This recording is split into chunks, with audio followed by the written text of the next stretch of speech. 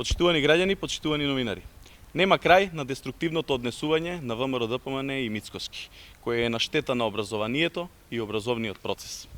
Мицкоски и ВМРО ДПМН по секоја цена се противат на секоја реформа што значи унапредување на квалитетот на образовниот систем.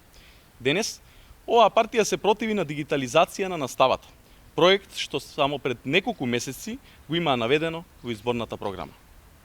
Во последната изборна програма на ВМРО ДПМН, како ветување пред граѓаните, е наведена дигитализација во образованието, платформа за електронско учење, подготовка на видео материјали од страна на наставниот кадар и секако дигитални учебници.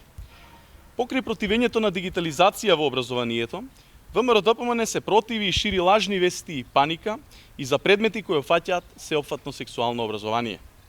Но токму ВМРО ДПМН во нивната програма пред граѓаните ветила воведување токму на ваков предмет. Ова, почитувани граѓани, е ветување од изборната програма на ВМРО ДПМН од 2020 година, каде пред граѓаните дале ветување дека во 600 оделение ќе се изучува предмет каде ќе се дискутираат теми од сексуално образование.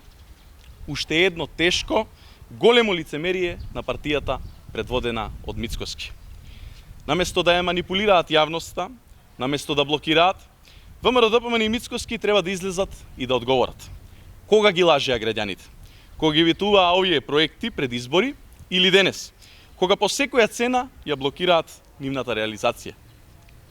Цели 11 години ВМРО ДПМН го уништуваше образованието, ги манипулираше наставниците и професорите, а нашите ученици беа со најслаби резултати на меѓународните тестирања.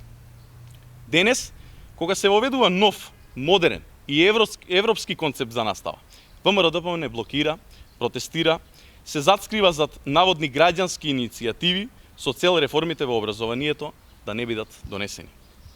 Ова е на директна штета на наставниците, на учениците и нивните родители, на штета на образованието во нашата држава и затоа ВМРО ДПМН одново ќе биде казнета од граѓаните.